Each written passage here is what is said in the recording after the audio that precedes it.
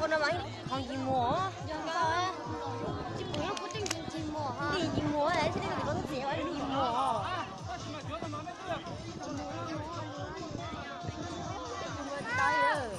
Con mấy hình nữa đó con đó. Là.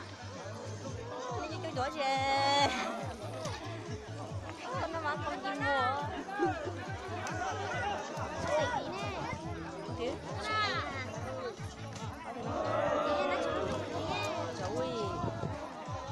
Cái gì nào hay ơi, chân tu ấy.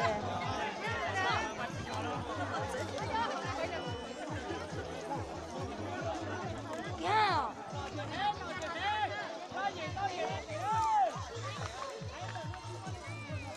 em sao biết sao tuần đó vậy nè có ấp ít tuổi vậy nè 我剪头子，我前头那么别多，我打野那么诶， thì 那么打好吵呢，还没头子了呢， cái chim hoa biết học chết được không biết 还没头子面咯， học biết Ừ. cái nơi đi thảo á 好呢。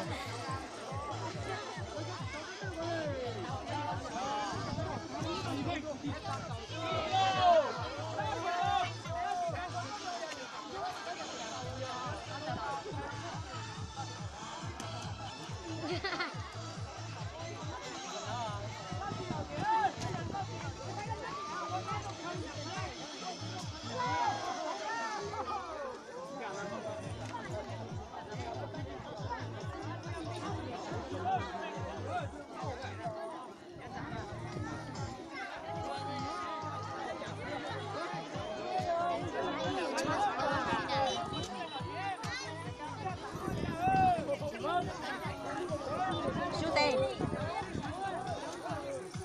Chua.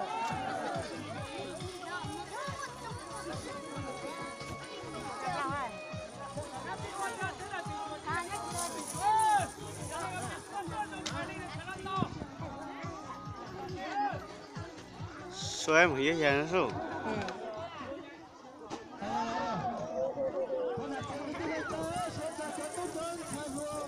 vậy người dân đi người dưới giờ Này chưa. Không rồi.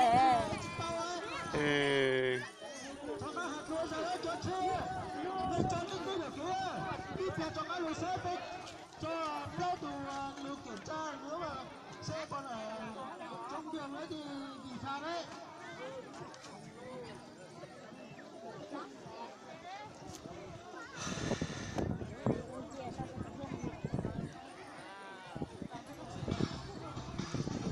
là cho nó mê bút to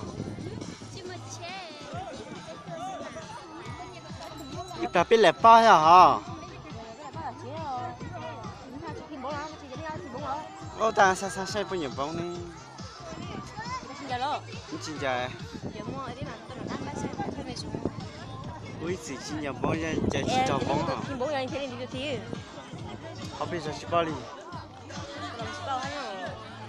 họ bây giờ cú bà ta chỉ nhà bóng chỉ bao đi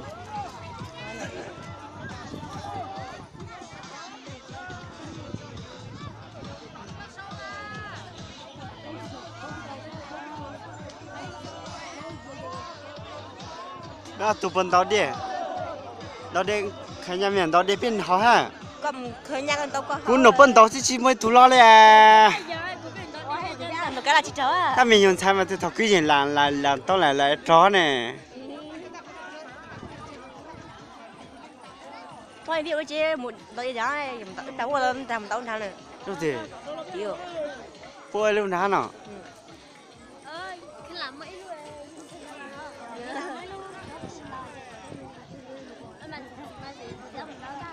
Anh đừng cho mà xong. chả xuống câu này tập biết lúc giòn nữa tụ nó biết tụ nó thọ hay ơ chị ha chó nó nhá mong sao biết tụ nó đi giờ tập biết sao sao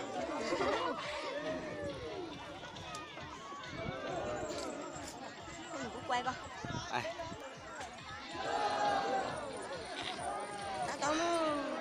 bây mình chỉ là có à Tôi nhớ tập bên giòn á.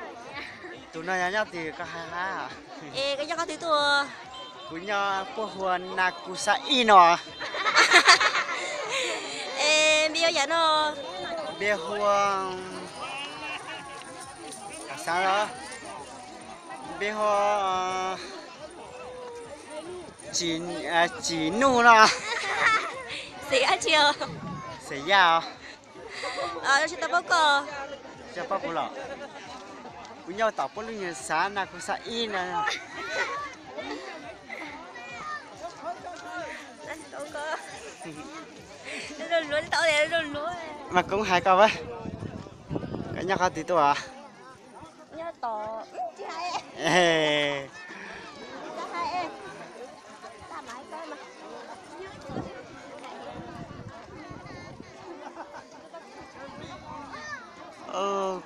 cho này quay quay thì tê cho mà mình say luôn chỉ có hai lù lại